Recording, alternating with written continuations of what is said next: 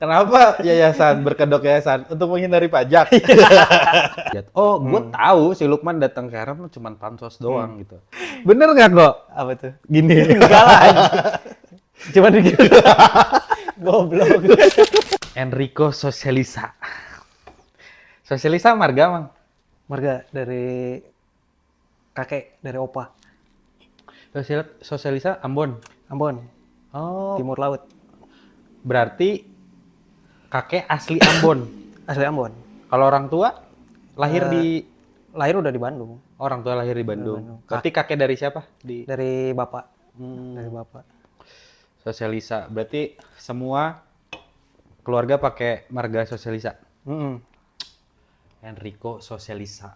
Sosialisa. Tapi kayak ini emang apa? Enggak, sosialisa. Social distortion. Tadi nama rek itu. Pangan. Tapi udah nggak ngepang ya. Ngepang ngespang. Pengajian. Mang, kan kemarin ada Hafiz kemarin kesini. Nggak ketemu, Nggak ketemu kan ya? Nggak ketemu. Udah lama nggak ketemu. Kemarin ada Hafiz kesini, datang ngobrol-ngobrol kesini. Kebetulan mampir ke podcast ini juga, nyari Hafiz ngomongin barber di mana ya di podcast ini gitu. Sekarang lagi seneng main golf nih. Kemarin sempat biliar lihat kan. Sekarang lagi main golf. Kenapa? Nyukur nggak laku? Udah nggak ada customer. Nggak lagi ini aja cari. Sebenarnya mah banyak yang dicoba. Cuman biar kelihatan keren aja gitu. Karena lagi FOMO ya. Iya. Orang biliar gitu tahun kemarin sampai bulan-bulan kemarin. Sekarang lagi golf semua gitu. Iya. Biar kelihatan keren aja ya. Biar kelihatan keren, biar nggak ini apa. Tapi bener sih Mang, maksudnya golf teh memperlebar jaringan, bener nggak sih? Ya bisa dibilang begitu. Karena orang-orang yang golf tuh bukan nggak bisa ya, maksudnya orang-orang tertentu dan memang bisa dibilang orang-orang mampu gitu loh. Ya makanya nggak heran lah ngelihat Enrico golf gitu kan. Sekarang cabang lagi bikin lagi, bodo amat nggak ada yang nyukur juga golf aja terus ya. Udah kelihatan tuh di situ kan. Nggak gitu sih. Lebih ke ya itu tadi lah, lebih ke ngikutin yang lagi rame aja. FOMO. Saya juga FOMO. Tapi enggak sih. Saya kan setiap orang beda-beda ya. Kalau yang FOMO kelihatan, memang FOMO tuh kelihatan kayak hanya sekedar pengen nyoba-nyoba aja. Terus kebanyakannya gimmick, lebih banyak story-nya dibanding dibanding main golfnya gitu. Enrico kan kelihatan tuh dari mulai bajunya sekarang udah pakai polo shirt ya kan, sepatunya udah sepatu sporty gitu. Guys, Biar kelihatan kayak yang betul. Padahal mah enggak. nggak betul. Padahal enggak betul. Berarti sekarang kegiatan apa aja kok selain golf kok? Masih berputar di dunia barber aja pasti. Barber. Masih fokus di dunia barber aja. Masih ngajar? Masih. Jadi 4-5 bulan terakhir sih lebih banyak ngajar sekarang daripada nyukur langsung. Oh, nerima bookingan gitu. Tapi masih buka bookingan nggak? Masih. Oh, masih. Kalau misalkan waktunya nggak bentrok gitu maksudnya, masih nerima bookingan. Cuman kalau lagi ngajar karena biasanya jamnya dari pagi sampai sore. Jadi kadang ngaturnya suka bentrok lah gitu. Tapi yang maksudnya yang kursus yang kursus itu emang dari Pulau Sumatera kah atau khusus Palembang kah atau di luar dari orang-orang Jawa ada yang khusus gitu kursus ke Sisar gitu? Sempat ada. Ada. Cuman yang mendominasi sih tetaplah masih paling seputaran Sumatera. Sumatera ya. Paling jauh tuh dari NTT. Nusa Tenggara Timur. Ya, NTT Flores. apa NTB? Kupang apa? Ya, NTT. itulah pokoknya nggak tahu NTT nggak tahu NTB. Ke Palembang tuh. Sengaja. Sengaja, dia bilang sengaja. Berarti Nggak tahu sengaja, nggak tahu nyasar. Saya juga kaget kan. Aduh, kok jauh banget nyasar kayaknya. Tapi maksudnya selama berarti mulai buka apa namanya Kelas. akademi atau kelas ini dari tahun kapan kok? Mulai serius gitu maksudnya kayak akhirnya ya udahlah akhirnya gue bikin kelas nih gitu, diseriusin gitu. Kalau seriusnya mah mungkin dari 2019-an lah mungkin. Seriusnya. Seriusnya dari 2019. Udah kira-kira udah berapa murid kok? Nggak- Jebolan nggak- si Seren kok. Nggak banyak. Masih 500. Enggak lah, enggak dong. Nggak banyak Enrico, soalnya Enrico mah ambigu kalau ngomong. Enggak sebanyak itu. Nah, Kalau sebanyak itu saya bikin yayasan. kenapa yayasan berkedok yayasan untuk menghindari pajak? Oke, berarti selain golf masih bergelut di industri barber lah ya. Masih lah, Gitu. masih. Saya kan barber, jadi apa lagi? Iya. Soalnya Enrico ini bisa dibilang apa ya? Salah satu orang yang memang apa ya? Awal lah. Saya orang-orang yang pertama sebelum orang-orang pergi ke Schorem sana ke Belanda. Enrico salah satu orang yang pertama tuh Indonesia Kasira bukan sih? Apa tuh? Yang ke Schorem. Apa Enrico orang pertama ke Schorem ya? Orang Indonesia? Belajar atau maksudnya kalau Iya, yang belajar kesana ke mah sana. banyak, sebenarnya banyak. Enggak, yang belajar gitu khusus course gitu di sana di Schorem. Waktu itu sih, ya, Kasih rajun. saya dulu. Oh, Enrico yang pertama. Oke.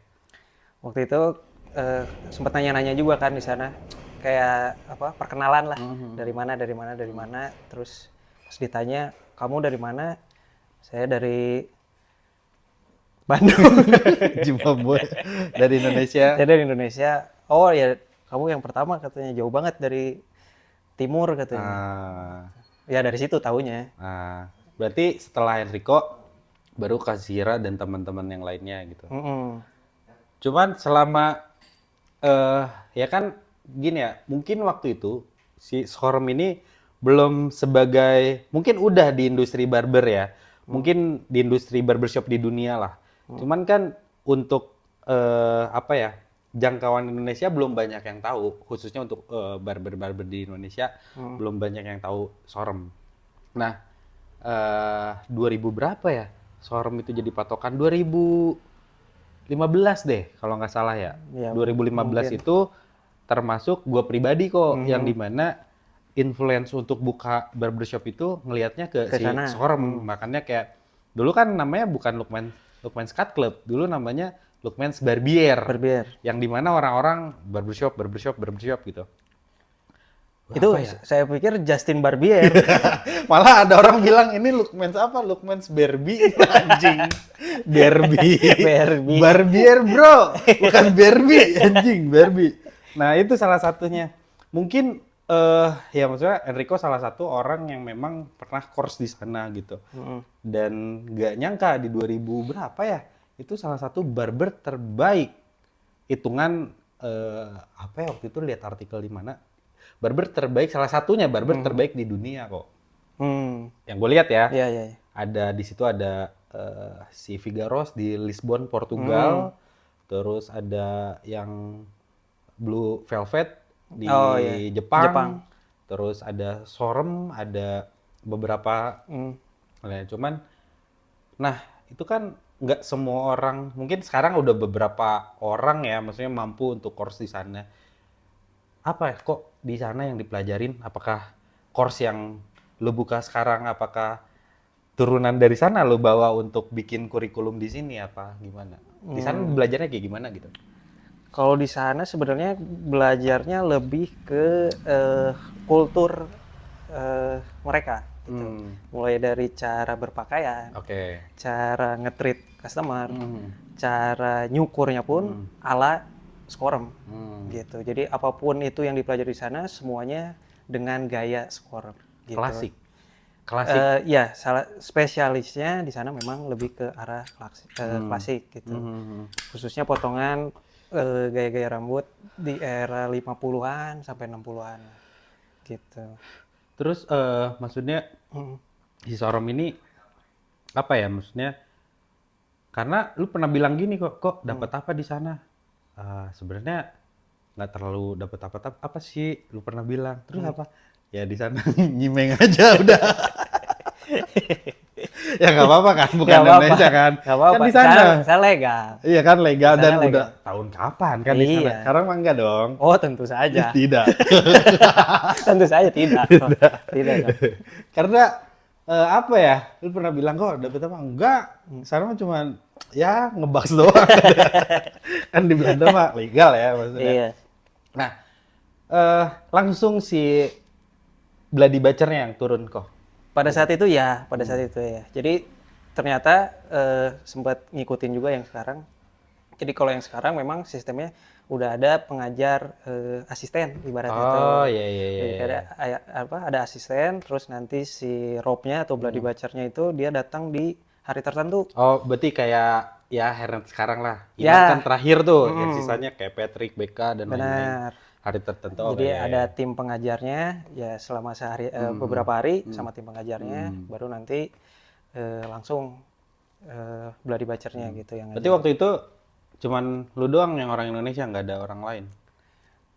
Maksudnya nggak ada orang waktu kelas lain. di sana. Iya, yang nggak ada orang Indonesia lain gitu selain Enrico gitu. Nggak ada. Nggak ada ya? Waktu itu teman tuh yang sekelas tuh dari Jerman, terus dari Belanda juga, sama satu lagi dari Yunani. Oh.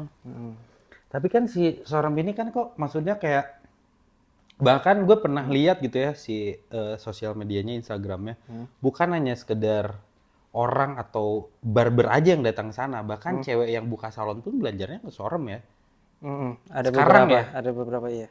Gitu karena ya si siapa si Bloody Butcher-nya juga semakin ya apa ya berkembangnya zaman gitu, dia juga kayak motongin cewek, terus kayak sekarang udah main gunting kayak layer, terus kayak apa sih kayak dulu tuh gaya-gaya Agnes Monica tuh segi gitu ya, kan. bob, yang kayak gitu. Kayak gitu-gitu karena memang ya nggak bisa dipungkiri gitu si ya apapun itu yang berhubungan dengan rambut kita nggak menuju dengan kayak ya udah nyukur barber mah udah barber aja kayak apa namanya set part, French shop dan lain-lainnya. Justru kan kita harus berkembang ya maksudnya dengan ilmu-ilmu selain walaupun customer kita nggak minta kayak yang cowok misalkan Gak ribet lah ya cowok mah ya, Iya. potongannya standar lah. standar gitu kan nggak mungkin juga kayak barber cowok nih datang ke barber minta disegi kan nggak mungkin gitu kayak gitu jadi ya maksudnya selain nyukur apa ya mak potongan-potongan barber gitu ya karena gini kok ini flashback ke belakang ya maksudnya ini cerita dikit nih jadi selama waktu itu gue di Hairnet kok masuk Hairnet nih ceritanya terus live lah di sosial medianya Hairnet di Instagramnya Hairnet waktu itu banyak yang hujat gua kok jadi Kenapa kayak tuh? nggak konsisten si Lukman mah pansos dan lain-lain katanya klasik sekarang nyukurin apa new wave lah ya maksudnya French Rock dan lain-lainnya terus gue pikir emang gue salah ya gitu maksudnya mencari ilmu baru gitu selain di dunia barber kan maksudnya ya potongannya itu aja pada zaman 2000 waktu itu tuh pas waktu di Hairnet gitu. Nah, ketika ada apa namanya DM yang masuk kayak begitu-begitu, itu buat gue pribadi kayak ngerasa apa ya anjing emang lu mau punya penghasilan kontemporer gitu maksudnya gitu-gitu aja lo nggak apa mencari ilmu baru dengan kemampuan baru dengan skill baru akhirnya gue motong cewek kok yang dimana motong cewek gue bikin waktu itu bob bukan bob iya bob tapi nggak bob pendek segini lah potongan lurus gitu gue ngeblog diajarin mas Soong apa segala macam udah muncul teh mah anjing kagok negro lah Kagok negro posting kan gitunya posting makin banyak yang hujat gue tahu si Lukman datang ke Hairnet cuma pansos doang gitu ya terlepas gue pansos di sana apa dan lain-lainnya Tapi nggak bisa dipungkiri kok ketika memang gue di Hairnet banyak banget ilmu yang gue dapet gitu. Nah, maksudnya balik lagi ke topik yang tadi Sorem gitu. Maksudnya gini si Bladi Bacarnya pun yang gue lihat sekarang dia nyukurnya udah nggak cuma hanya sekedar nyukur pompadour lagi. nggak nyukur kayak slick back dan lain-lain. Memang itu identitas si Sorem sendiri gitu. Tapi dengan berkembangnya zaman dia juga harus mengikuti apa yang customernya minta gitu. Terutama kan di sana kayak ya kalau emang mau bilang Sorem idealis, kurang idealis apa Sorem? Kenapa dia mau belajar potongan-potongan lain? Potongan-potongan lain. Berarti kan bukan masalah kita idealis atau tidak konsisten dengan apa yang gaya kita gitu. Tapi kan soal mindset kok. Iya. Iya kan? Nah, jadi sebenarnya kalau flashback lagi, sempat cerita si Robnya. Jadi dia bilang dulu awalnya sebelum buka Sporem di 2010, dia sama partnernya itu memang basicnya di salon. Gitu. Basicnya salon. Basicnya di salon dan akhirnya buka salon mereka berdua. Sebelum Sorem tuh? Iya, sebelum Sporem. Jadi memang udah terbiasa dengan potongan cewek. Kayak gitu. Oke. Oh iya, karena pernah lihat juga, nggak tahu di artikel mana, bahwasannya si Bladi Bacar atau Bertus itu dia pernah course di Vidal Sassoon. Benar. Iya kan? Benar. Memang sekolahnya di sana dia. Gitu. Iya. Ya maksudnya ya kita mah belajar potong rambut kan maksudnya harus ya apa ya, maksudnya berkembang lah ya. Ya daripada nyukurin anjing cut kan ya. Iya. Iya, nah jadi memang pas belajar ke sana juga sebenarnya yang banyak dipelajari sih sebenarnya mulai dari cara motongnya, tekniknya lah intinya, mulai dari cara stylingnya, penggunaan produk dan lain-lain, lebih ke gayanya mereka aja. Oke. Mungkin kalau di standar di tempat lain tuh kayak gini, nah cuman di tempat kita di sana di Sporem ya gayanya kayak gini gitu, nggak peduli apa kata orang. Iya. Cuman kalau cara kita yang kalian lihat sendiri di media sosial ya cara bikinnya kayak gini dengan cara kita gitu. Nah itu yang kita pelajari gitu. Nah dari situ sampai akhirnya yang saya terapin di kelas saya sendiri itu lebih ke yang saya dapat tuh intinya inputnya tuh potong rambut. Outputnya bisa jadi apa aja. Potongan pendek, potongan panjang, potongan modern, potongan klasik. Cuman intinya yang kita pelajari ya memang potong rambut. Potong rambut. Jadi nggak ada istilahnya cara barber, cara salon, nggak ada. Beda cerita kalau kita berbicara penggunaan alat. Atau yang berbau chemical. Kayak coloring, smoothing, atau mungkin apa ya, pokoknya yang perming. Perming kayak gitu-gitu. Mungkin lebih dominan di salon mungkin gitu. Cuman kan seiring perkembangan zaman sekarang pun kayak perming kayak gitu udah ada juga di barbershop. Iya benar. Nah soal ngomong barber ya, barbershop gitu. Nah dulu gua kok ya ketika bikin barber gitu ya, barbershop, gue mikir, ini namanya apa ya? Pengen beda gitu dari orang ya, walaupun artinya sama-sama aja gitu. Dulu kan orang kayak Anton Barber, Dance the Barber, The Barber gitu, yang belakangnya barber atau enggak barbershop gitu. Nah buat pribadi gue pengen yang beda apa ya? Oh barbier, karena memang waktu itu nge-influence-nya si Sorem gitu. Akhirnya beda gitu. Nah kesini nih, semenjak Hairnet buka, Hairnet tuh jadi patokan barbernya di Indonesia gitu kan. Ada studionya, hair studio gitu, Hairnet studio gitu. Nah ada beberapa barber yang dulunya namanya barbershop, jadi diganti jadi hair studio, atau bahkan barber yang mulai tumbuh pada 2 tahun atau 3 tahun kemarin, namanya udah bukan barbershop lagi, tapi ada hair studionya di belakangnya. Nah, maksud gua ketika dia memikirkan untuk mengganti nama atau memakai nama itu sebenarnya kan bukan hanya sekedar kayak Hairnet sendiri pun tidak hanya sekedar bikin nama gitu.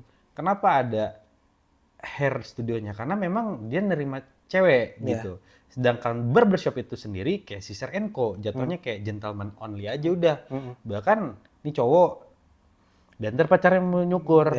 Enrico kan nggak bisa masuk tuh cewek pacarnya kan waktu itu. Masih. Oh masih sampai sekarang? Sampai sekarang masih. Nah, maksudnya ya udah barbershop gentleman sampai segitunya gentleman only gitu. Nah sekarang yang banyak orang nggak tahu itu, ya mungkin nggak semua ya, nggak dipukul nggak rata. semua. Cuman ada beberapa ngobrol sama, ya ini temen gue juga gitu. Ya hair studio ya biar sama aja sama yang lagi hype gitu dan lain-lain. Kadang kan fungsi dan nama sendiri pun dia nggak tahu bahwasannya nama itu dipakai karena memang dia bisa nerima cewek. Nah, yang dimana treatmentnya di dalamnya ada yang perming lah, kerimbat, apa dan coloring dan lain-lainnya gitu. Nah, jadi ketika orang mengganti nama yang udah punya nama belakangnya barbershop ganti nama dengan hair studio belakangnya, gue jadi ingin ikut ganti yang tadinya barbershop, gue juga pengen ganti. Cuman nggak ke hair-hairan. Nah, jadi Cut club. oh cut club. Karena Oke. memang waktu itu ngelihatnya yang influence-nya pindah negara ke Jepang. Ada yang namanya Mr. Brother Cut Club. Cut club. Ya kan, yang dimana wah, anjing nih kuat banget sih culture-nya di sini gitu. Tato, motor gitu, musik dan lainnya. Nah, gue ke influence sama mereka. Akhirnya gue ganti juga gitu. Dan waktu itu pengen rebranding si barbernya juga. Pindah tempat juga posisinya kayak Lukman Cut Club deh gitu. Karena memang di Indonesia mungkin udah ada, cuman gue nggak tahu. Gue pakailah, dirasa kayaknya belum banyak nih yang pakai itu gitu. Ya maksudnya nama itu kan harus sesuai dengan fungsi dan apa namanya Tujuan. Iya gitu, fungsi dan tujuannya gitu. Kadang-kadang ada orang yang hanya sekedar ngelihat orang itu ramai pakai itu, hanya sekedar ikut-ikutan, ada juga kan gitu. Ya itu kan sebenarnya bukan berarti gue mempermasalahkan nama itu gitu. Cuman ya Indonesia kan gitu ya, yang maksudnya yang lagi rame diikutin gitu. Gitu kok gitu. Terus gimana si Sister N kok sekarang? Katanya pindah nih. Ada rencana pindah tempat gitu. Iya kalau itu kayaknya nanti nggak mau di. Oh jangan di sini Iya. ya. Oh ya. Oke deh. Ya kalau itu mah sah-sah aja sih sebenarnya mah ya. Mau namanya studio, Iya, mau iya, namanya iya. itu mah menurut saya ya. Iya, Nggak iya. tahu kalau menurut yang lain. Sah-sah aja. Mau namanya studio, mau namanya barbershop, mau namanya salon, atau apa lagi ya? Men salon. Main salon, apa bebas sih, Iya, iya, bebas. iya. Iya. Yang penting memang balik lagi tempatnya memang sesuai dengan kategorinya apa nih tempat potong rambut ya udah. Iya. Fokusnya di situ aja Iya, gitu. iya. Apapun itu namanya sih Iya, sebenarnya. iya. Sebenarnya. Iya benar. Karena memang gini ya, Indonesia ini bahkan kalau misalkan lo lihat kok, sekarang banyak influencer atau selebgram yang di luar negeri sekarang pada notice Indonesia. Sampai kemarin ada siapa yang influencer yang negro itu? Oh, Speed. Nah, datang ke Indonesia. Terus ada beberapa konten kreator yang memang selalu notice Indonesia. Karena memang Indonesia ini gampang banget buat digorengnya gitu. Netizennya gila ya. Gila, sampai kemarin iPhone aja mau kasarnya gini. Orang Indonesia apapun produknya yang di luar negeri, entah itu mahal dan lain tapi gengsinya kuat, pasti dibeli kok sama orang Indonesia. Pasti dibeli. Nggak mungkin enggak. Daya belinya kuat ya. Kuat, daya belinya kuat karena gengsi. Walaupun ya apa ya maksudnya memaksakan gitu. Nah, begitupun kayak melihat perkembangan sekarang di sosial media ya gitu. Kayak buat jadi viral tuh gampang banget gitu sekarang ya. Maksudnya kalau dulu kan mau viral itu karena pilihan. Ya kan? Pilihan maksudnya pilihan dalam artian dia memikirkan kontennya, isi kontennya dan lain-lainnya gitu. Kalau sekarang kayak anjing mandi di lumpur doang juga sampai viral kok gitu maksudnya. Iya. Lu main TikTok nggak sih kok? Enggak. Enggak tahu jadi. Maksudnya kayak di TikTok gitu ya, maksudnya kayak ada konten kok. Gue kan sekarang lagi coba main TikTok ya. Scroll. Dulu mah nggak dulu, mesti baru-baru juga bikin TikTok gitu. Jarang banget scroll gitu. Cuman karena memang posting, scroll bentar gitu. Lihat sekarang kayak ada konten kreator kayak, tapi live nih. Iya, iya. Live. Wadidaw, awe gitu. Oh di ini sawer. Gitu maksudnya. Gimana itu kok tanggapannya gitu? Jadi seolah-olah kayak sosial media itu mengajarkan, tapi nggak semua ya. Maksudnya yang bisa, yang pinter mah pinter gitu ya. Bukan berarti dia bodoh, enggak. Maksudnya tujuannya adalah duit, tidak bisa dipungkiri dong. Kalau memang ada kesempatan kita buat cari uang di situ, kenapa enggak? Kenapa enggak? Kenapa enggak dimaksimalin? Cuman caranya gitu, caranya kayak seolah-olah mereka ini ngemis gitu kok. Ya nggak tahu juga ya, maksudnya nggak terlalu ngikutin, cuman mungkin cara kerjanya di platform itu ya yang paling mudah mungkin ya seperti itu kali. Mungkin ya. Karena memang si TikTok sendiri kan bukan sosial media kok. Bukan sosial media, kalau sosial media yang Instagram. Jadi jatuhnya apa dong? Apa ya? Media sosial. Dibalik. Iya benar, karena memang gini, TikTok itu, ini sepengetahuan gue ya, lu upload nih, ya udah random aja, orang yang nggak nge-follow lu bisa lihat. Oh, ya sama dong, Instagram juga gitu kan? Iya, tapi kan kalau Instagram tuh kasarnya ada algoritmanya. Algoritmanya kayak, entahlah gue nggak belajar algoritma, cuman yang gue baca, pernah baca gitu. Ketika konten itu masih saudaraan sama Al Ghazali? Enggak ya? Enggak. Oh, kirain. algoritma Al Ghazali. Enggak ya? Enggak, bukan. Kirain. Al dulu anjing. Enggak, cuman maksudnya kalau sosial media itu ketika ya memang si Instagram juga sama, ketika kita posting kita kadang-kadang suka muncul di beranda orang gitu. Cuman kan itu ada syaratnya gitu. Syaratnya apa ya? Likes-nya banyak gitu atau followersnya? Kalau TikTok kan 3 detik pertama apa 5 detik pertama gitu. Kalau si penontonnya ini lebih dari 5 detik pertama itu bakal disebarin 10 orang, 10, 100, 100 ribu, bahkan sampai puluhan ribu. Serandom itu gitu orang disebarnya gitu. Kalau Instagram kan sebenarnya ya sekarang mungkin kurang lebih sama. Gitu, nggak jauh. Kayak sekarang kan si YouTube sendiri juga ada short kan, gitu. Ya. Maka kan ketika memang satu platform ini kayak gampang banget nih gitu buat viral apa dan lain-lainnya. Jadi platform lain juga mengikuti gitu, kayak si Instagram, YouTube sendiri gitu ada si short-nya gitu. Cuman maksudnya kayak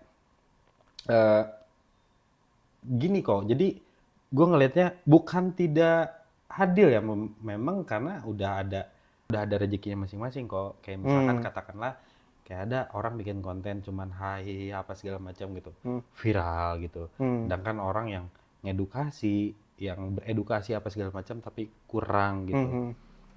Nah, yang tidak adilnya tuh di situ gitu. Menurut gue ya, maksudnya nggak tidak adilnya itu ketika kita ingin membuat konten sudah dikonsep, dipikirin idenya, dipikirin secara visualnya, color gradingnya, backsoundnya dan lain-lainnya. Kalah sama yang receh gitu. Nah itu gitu maksudnya tuh. Iya. Nggak adil aja gitu. Gitu. Ya itu mah balik lagi ke apa ya? Amal-amalan. Balik lagi ke rezeki. Iya cuman ya nggak usah main. Karena memang kok gitu. Gue pernah lihat podcast. Nggak tahu podcast siapa, lupa lah. Jadi bukan masalah algoritma, bukan masalah jam upload, jam berapa dan lain-lain. Ternyata kalau kita udah tahu inti pada dasar bikin konten ini, tahu gitu tujuannya apa dan lainnya, gampang katanya buat viral gitu. Katakanlah gini, beliau ini bilang bahwasannya di otak manusia itu ada 3 katanya. Otak reptil, otak mamalia, dan otak manusia. Yang dimana tiga ini di dalam pikiran gitu beda-beda. Contohnya gitu, katakanlah otak reptil. Otak reptil ini seperti apa ya? Kayak ibaratnya gini, otak reptil tuh Enrico lapar, pasti makan dong. Enrico ngantuk, pasti tidur. Gitu. Saya ngopi. Ya tergantung. Ketika lo ngantuk masih ada kerjaan ya, lo ngopi gitu kan. Nah itu kan kebutuhan gitu. Maksudnya ketika lo ngantuk nih, tapi lo masih ada kerjaan, gimana caranya supaya nggak ngantuk? Ya lo ngopi gitu kan. Ya contohnya begitu. otak mamalia itu adalah emosional. Ya, emosional yang dimana ketika kita bikin konten kayak kesedihan, terus kayak ya begitulah gitu ya, yang dimana ke distract gitu otak si manusia. Sedangkan otak yang ketiga adalah otak manusia. Otak manusia ini katakanlah kayak ya itu hal-hal yang edukasi gitu. Kayak misalkan konten belajar bahasa Inggris. Nah, itu orang bikin itu ngarahnya untuk otak manusia. Butuh, tapi tidak sekarang. Dibutuhkan tuh, itu edukasi, dibutuhkan tapi tidak sekarang. Nah, kayak katakanlah otak reptil tuh kayak misalnya bikin konten kayak berbagilah, giveaway, apa dan lain-lain kayak ya contohnya sekarang kayak banyak lah konten-konten kripto apa dan lain-lain. Anda kere main ini supaya cepat kaya ya, maksudnya yang instan gitu kok. Jadi gue pikir kayak oh iya ya gitu, kenapa gue nggak bikin konten yang menyerang otak reptil gitu. Nah sebenarnya benang merahnya itu ketika memang kita tahu gitu tujuan kita apa dan targetnya seperti apa, udah serang aja otak reptilnya, bisa gitu. Nah cuman kan di situ berkembang lagi gitu, bercabang. Oh otak reptil teh naon wae kontenna nu digawekeun kan gitu. Ada tahapan-tahapannya gitu kok. Ini boleh campur kan ngomongnya? Campur, bahasa Indonesia Sunda campur. Soalnya saya pernah ketemu orang Sunda lama di Jawa, udah hilang Sundanya. Orang ge geus lila ieu teh sebenarnya mah gitu. Kan ieu peda pamajikan we mah. Asli ngomongnya gak gitu. Siga gitu ngomongna ge.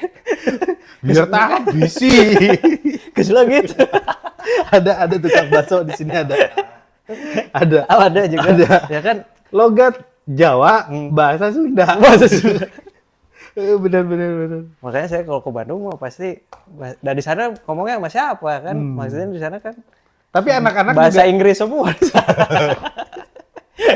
Di Palembang. Tapi si siapa? Si Eko dan lain-lain kadang-kadang kalau bikin konten ada Sunda-Sundanya kok. Iya kan kalau apa kayak Eko, Imam, beberapa yang dari Lampung itu, karena di Lampung kan sebenarnya multicultural ya.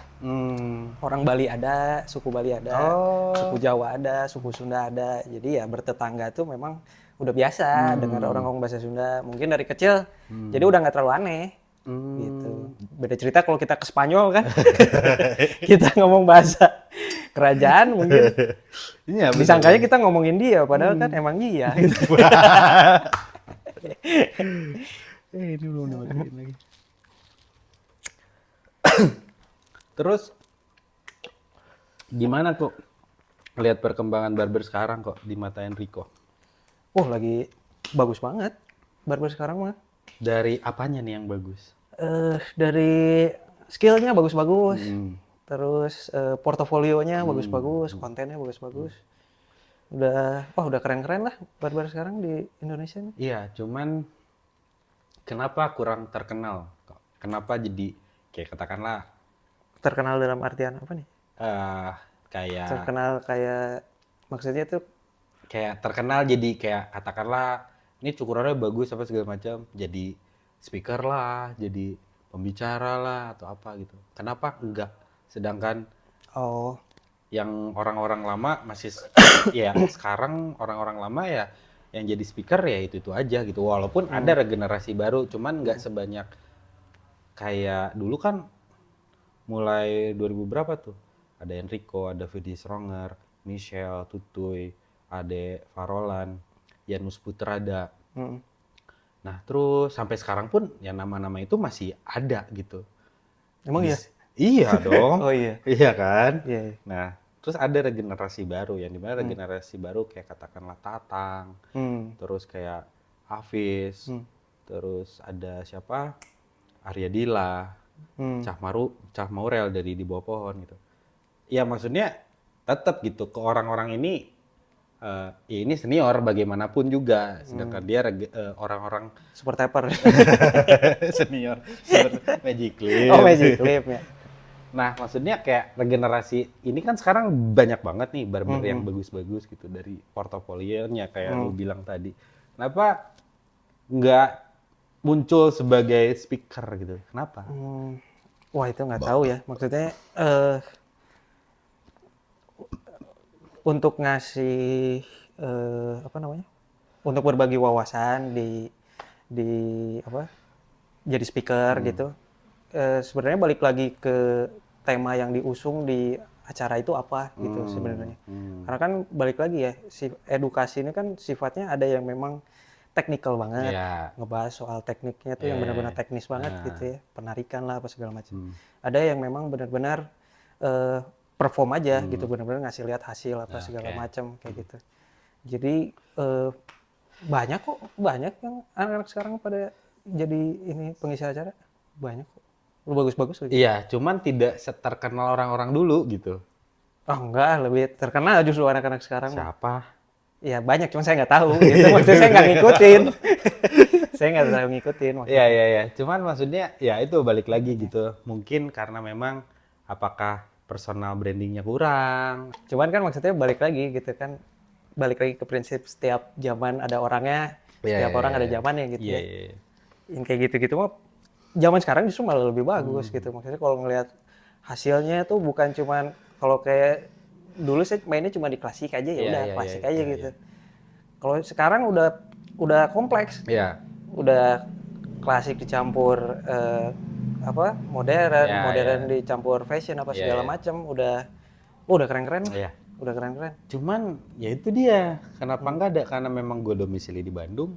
Nggak ada orang Bandungnya gitu.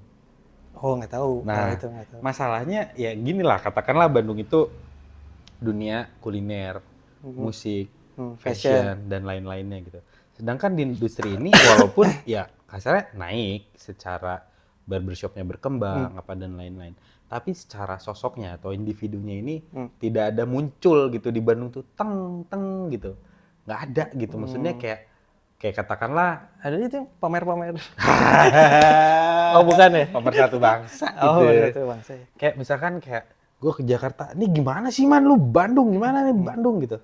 Ya paling Tia gitu kan, Oh ya, Teh Tia itu ya. gitu. Ya kayak gue kemarin ada Dandi tuh salah satu barber di Bandung gitu. Jakarta. Terus tanyain, Lukman gimana di Bandung? Lukman gimana? Kalau enggak kayak, Man gimana Bandung man? Gimana? Ajak tuh si Enrico suruh balik di Bandung. Palembang mulu kan ya. Nah itu maksudnya kan orang-orang yang berkembang ini karena memang nggak tahu ya apakah memang harus ke Jakarta dulu supaya terkenal atau kayak gimana dulu gitu ya. Gue nggak tahu ya seperti apa. Cuman banyak loh orang-orang di Bandung yang berpotensi. Hasil cukurnya keren-keren. Banyak loh. Bagus. Tapi kenapa ya gitu? Maksudnya apakah secara brandingnya kurang atau gimana? Atau portofolionya cuman hanya sekedar kasih gambar aja tanpa ada edukasi. Karena gini dulu ketika gue main sosial media kok di Instagram, ketika gue mau posting rambut, itu fotonya buat mikirin caption aja berjam-jam kok. Karena dulu menentukan kayak hashtag, caption, hasil potongan. Bukan nggak hanya sekedar memperlihatkan hasil aja, tapi dari apa isi caption yang gue utarakan di situ. Sesuai nggak gitu. sama Iya. ininya gitu ya? Ya, maksudnya literasi gitu ya.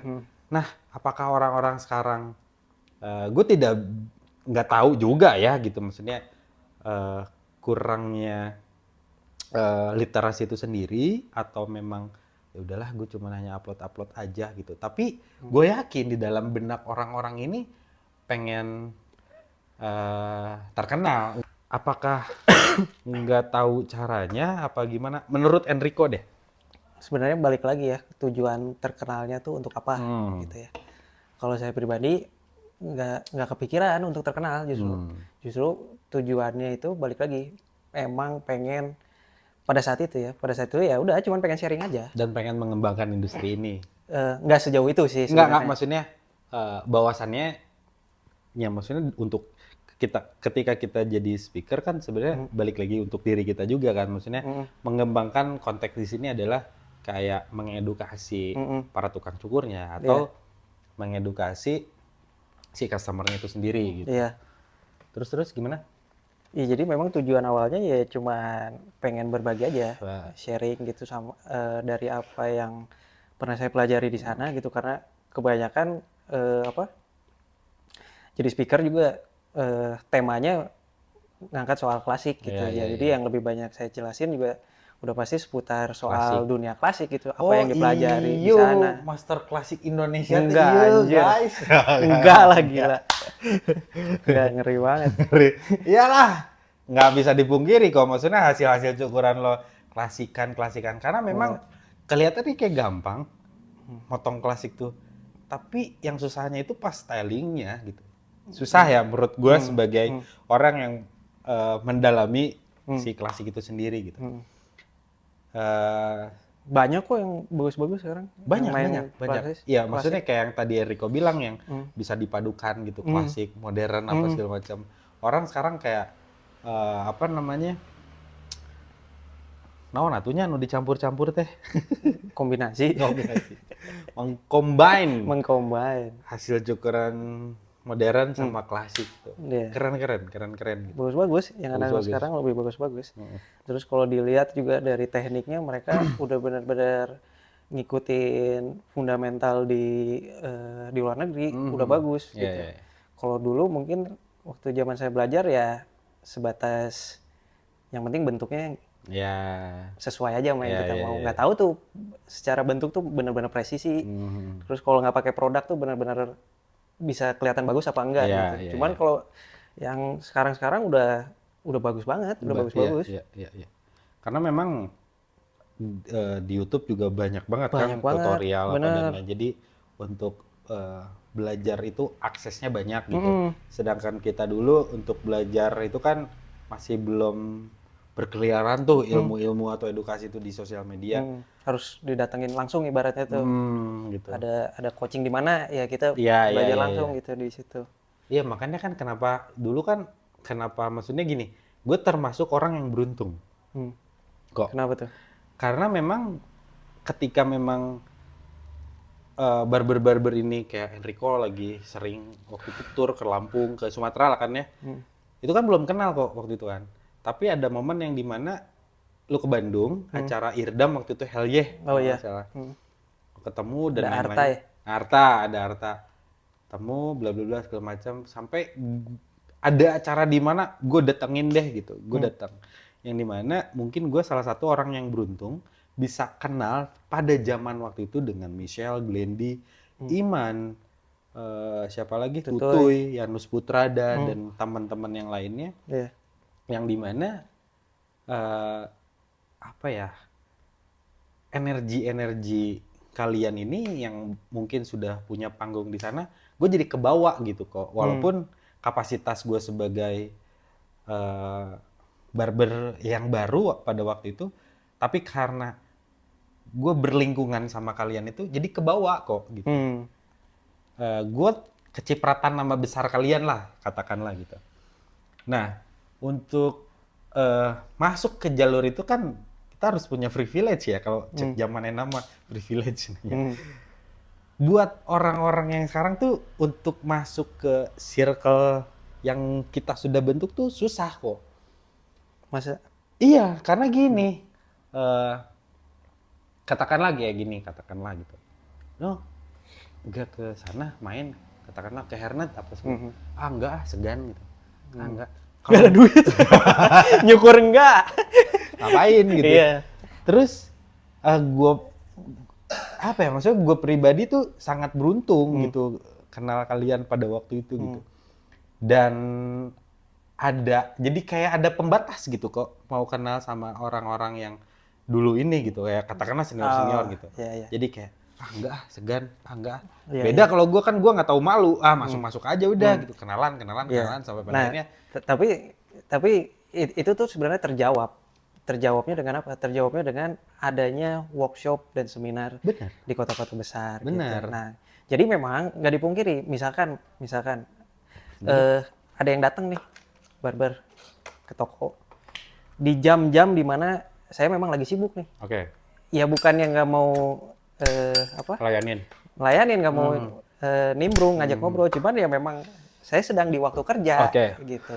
Nah makanya sebenarnya ketika ada acara workshop, seminar kayak Hairnet kemarin tuh bikin, terus yang terakhir nih Wall yang kemarin, itu kan sebenarnya ajang bukan cuma sekedar kita belajar, tapi juga bisa ketemu. Nah sebenarnya disitulah momen sebenarnya kita bisa, iya bisa ngobrol, ketemu. Kayak kemarin lihat ada Glenn kan, ada Jule, ada banyak deh kayaknya tuh. Kenapa lu nggak datang? Bentrok sama urusan keluarga. Oke. Gitu. Pengen sebenarnya pengen. Kalau si Apis ngindarin. Karena dia brand ambassador JL. Nggak boleh, itu acara Wall. Iya, brand sebelah ya. Iya. Iya. Kok nggak nanya gua kenapa nggak sana? Nah, itu kenapa? Nggak diundang. Siapa lu anjing diundang? Ya itulah kok maksudnya gua alhamdulillah gitu beruntung banget gitu ya. Pada waktu itu di fasenya di mana barber itu lagi maksudnya hal yang baru mungkin ya untuk di masyarakat umum gitu ya. Dan di sana pun ya termasuk kalian lah lu pada gitu, gue sendiri kayak bertugas sebenarnya bukan untuk industri itunya sendiri, tapi bertugas kayak untuk membenahi diri sendiri, maksudnya untuk apa ya, secara pandangan, merubah cara pandang orang umum ke kita sebagai tukang cukur gitu. Maksudnya merubah cara pandang seperti apa? Ya tukang cukur tidak bisa dipungkiri pada waktu itu masih dipandang sebelah mata gitu ya. Untuk orang yang nggak ngerti gitu ya. Maksudnya dipandang sebelah mata itu karena memang melihat yang nyata, katakanlah kayak punten, bukan merendahkan, tidak sama sekali merendahkan kayak lihat pangkas dan lain-lainnya gitu. Cuman kan ya segmentasinya beda gitu. Nah kita lah gitu waktu itu kayak gue kayak punya tugas gitu. Bukan tugas gue sebenarnya. Berat banget tugasnya. Bukan tugas gue sebenarnya. Cuman kan itu untuk diri sendiri. Tugas negara. Berat banget. Dilindungi undang-undang itu. Iya. Maksudnya kayak sebenarnya itu kan buat diri gue sendiri karena gue ada di dalam industri itu gitu. Jadi seolah-olah kayak cara pandang orang umum ke kita aja gitu. Sebenarnya dari zaman gue pernah baca artikel bahwasannya tukang cukur itu asal muasalnya kan dari dokter bedah ya. Maksudnya bedah lah gitu ya. Bukan dari dokter bedah. Apa? Ada kegiatan kedokteran. Iya kan? Gitu. Ada praktek kedokteran di kegiatan barbershop pada zaman itu. Iya kan? Dan orang yang datang juga bangsawan-bangsawan pada masanya kan? Iya. Iya kan? Berarti kan ini udah sesuatu pekerjaan yang memang apa ya, kebutuhan bangsawan pada waktu itu gitu. Nah fasenya kenapa bisa jadi dipandang sebelah mata yang pada akhirnya sekarang udah oke lah gitu barber gitu ya, ngelihat barber gitu. Nah soal barber kok ya, karena gini kok, ini gue berani ngomong kayak gini atas dasar pengalaman dan pernah memang ketemu sama orangnya gitu. Lebih ke prihatin ke diri sendiri. Lebih ke prihatin. Sebenarnya mah bukan takut gitu. Sebenarnya lain urang sieun ku pamajikan, lain. Pamajikan we kasih. Jadinya prihatin. Nah, maksudnya gini kok, balik lagi ke topik ya. Gue sangat disayangkan, tapi nggak semua pemikiran orang seperti itu. Karena ada satu kejadian yang dimana gue pernah nanya orang gitu. Barber ini jadi satu pilihan yang terakhir. Ya, yang dimana kayak ya udahlah, ijazah nggak punya, daripada nggak kerja, mending ini ya aja lah gitu. Ya itu balik lagi pada mindset orangnya kan, sebenarnya tidak bisa menyalahkan itu. Mungkin dia pengen dapat uang tapi apa ya? Dengan cara yang paling mudah gitu. Atau mendapat pekerjaan yang paling mudah. Walaupun ya tidak mudah-mudah banget jadi mudah seorang barber gitu kan. Iya. Butuh proses dan lain-lainnya. Cuman sangat disayangkan aja gitu ketika ini ada beberapa pilihan, ini jadi pilihan terakhir. Begitupun barista. gitu. Selain barber gitu ya, selain tukang cukur gitu. Di pilihan karena memang kenapa jadi pilihan terakhir mungkin pemikiran gue adalah memang pekerjaan ini yang tidak membutuhkan ijazah, tidak membutuhkan titel dan lain-lainnya gitu. Mungkin yang dibutuhkan dalam tukang cukur adalah skill, kemampuan. Mau nggak belajar gitu. Tapi balik lagi kayak gue omongin di podcast kemarin sama Hafiz gitu. Gue belajar cukur nggak hanya sekedar belajar cukur, tapi belajar bahasa Indonesia yang baik dan benar. Karena kan yang namanya cukur apalagi ya kita di bidang jasa gitu kan, bukan hanya sekedar skill aja gitu. Kayak attitude, wawasan, yang terutama servis. Benar. Itu gitu. Ya Enrico sendiri lah kenapa sekarang yang sampai customernya sampai ribuan gitu ya, di-scissor per bulan gitu, katakanlah dari seorang 300 ada berapa kursi. Kenapa bisa sampai banyak itu? Ya mungkin ada satu treatment atau service yang baik di sana kan, yang nggak mungkin. Udah, dikat aja. Bener nggak kok? Apa tuh? Gini. Enggak lah. Cuman gitu. Goblok. Bener nggak kok? Apa tuh? Gini. Enggak lah. Cuman gitu. Goblok.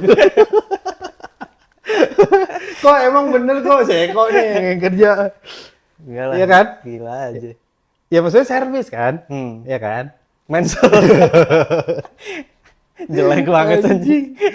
Itulah gitu maksudnya servis kan kok ya, benar yang gue katakan karena kita sebagai orang yang berkecimpung di pekerjaan atau profesi jasa yang dimana kita harus punya manner yang baik, bahasa yang baik dan benar gitu, servis dan lain-lainnya.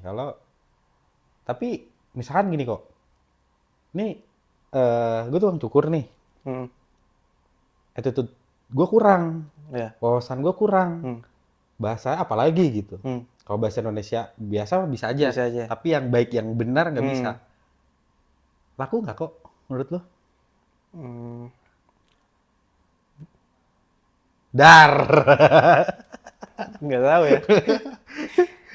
Nggak sih kok. Tetap sih balik lagi masalah etika, masalah komunikasi. Tetap itu dari yang tetap yang nomor satu lah. Berarti wajib dong. Wajib ya. Benar. Karena kalau sepemahaman saya yang saya percayai,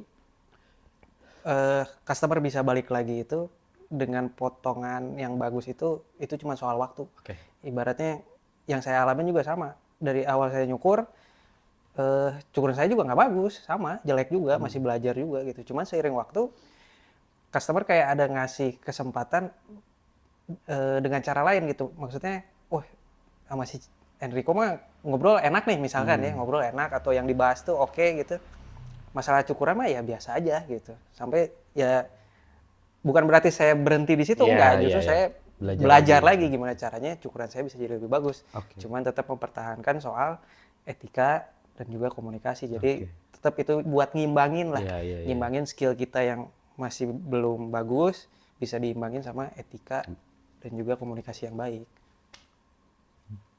Gimana kedepannya buat industri barber kok? Ya harusnya mah harus lebih bagus lah. Lebih bagus ya? Harus lebih bagus. Karena saya yakin semakin banyak profesional di industri itu, maka semakin bagus juga industrinya. Teruntuk orang-orang atau generasi baru atau yang baru belajar di industri cukur, ada pesan apa? Buat orang-orang yang baru belajar cukur? Ya jangan kepatok di satu ibaratnya jangan kepatok di satu genre aja. Cobain semua. Genre konteks di sini adalah? Misalkan klasikan gitu. Karena dia mengidolakan sosok yang bermain di klasik, terus mainnya klasikan terus. Sementara yang lain nggak mau dicobain, nah jangan. Jangan kayak gitu. Tetap cobain aja. Karena balik lagi, input yang masuk ke kita di proses di otak itu yang penting cara potong aja. Potong panjang kayak potong pendek, cara A, cara B, potong output. Gaji. Potong gaji. Jangan dong, jangan. Oke kok, terima kasih banyak sudah mampir ke podcast ini. Sama-sama. Podcast yang baru dibangun. Mohon supportnya teman-teman.